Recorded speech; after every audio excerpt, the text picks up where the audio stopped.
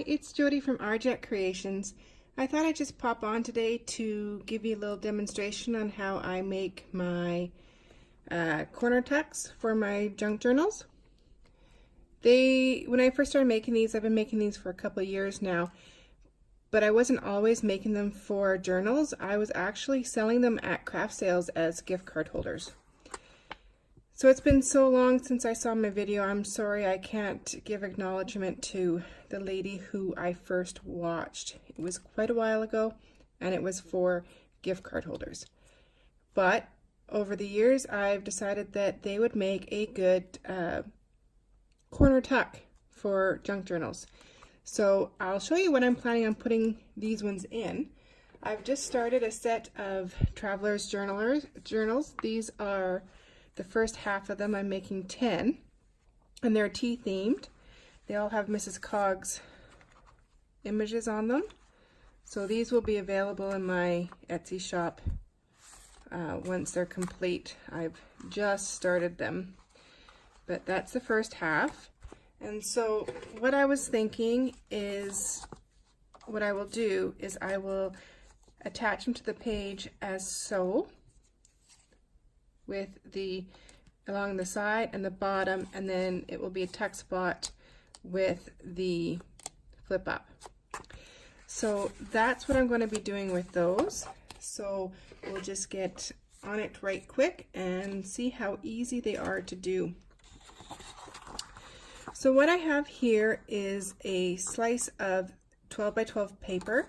This paper is actually a cutoff from one of the journal covers, and it'll just work perfectly.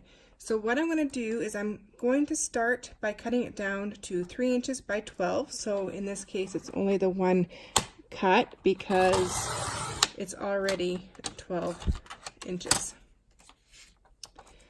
So once I have that done, I'm going to flip it around, and I'm going to grab my scoring tool, and I'm going to score at 4 inches, and I'm going to score again at 8 inches. Now, if you have paper that has a pattern that's up or down, you are going to want to ensure that you have your paper going the right way. You don't want something upside down. This one doesn't, so I can use either way. So you just fold it as so. So fold both ends up and in, and that's going to give you the start of your pocket. Now at this point, you got to decide which way you want your pocket to go, and you're just going to cut it at a diagonal. You can do this with scissors, or you can do this with your cutting blade again. I usually try and leave about 1/2 inch gap at the bottom, just so that it has some stability. So just right here, I leave about 1/2 inch. And then at this point, I would ink around the edges. So using my distress ink, or however else you like to distress, I would just go around the edges, and as such, I would make sure that I do this diagonal part too, so that it gives it a little bit of color. On the inside, there's a variety of things you can do. You can just ink around the edges. You can do some stamping. I've got an example where I'll show you where I've stenciled. So that's what you can do with that. So once you have all your inking done, I won't sit here and ink and make you watch me do that. Once you have that done, you would seal it. So you can either seal it by gluing down this long edge here and the short edge here and just flipping it up, or you can stitch. So when I stitch, I tend to stitch a frame here to seal the pocket, and then another frame here just to frame it out. And I'll show you an example. This one's not decorated yet. This one is stitched, but you can see where my sewing machine messed up there a little bit, but where I stitched around to give it just a frame, and then on the inside. And this is the one that I actually stenciled, so you can see just gives a little bit more interest, I guess. So that is as simple as these are. They couldn't be easier. You can bang out lots of these in a short amount of time. When it comes to decorating, again, the sky's the limit. I have some of my scrappy embellishments here that I can just try, and that one doesn't really fit my tea theme, and I'm kind of running low on these. I have to, that one might work. I have to make some more, possibly that one. Nothing's sticking out at me right now, so I'm not going to glue anything down right at this moment, but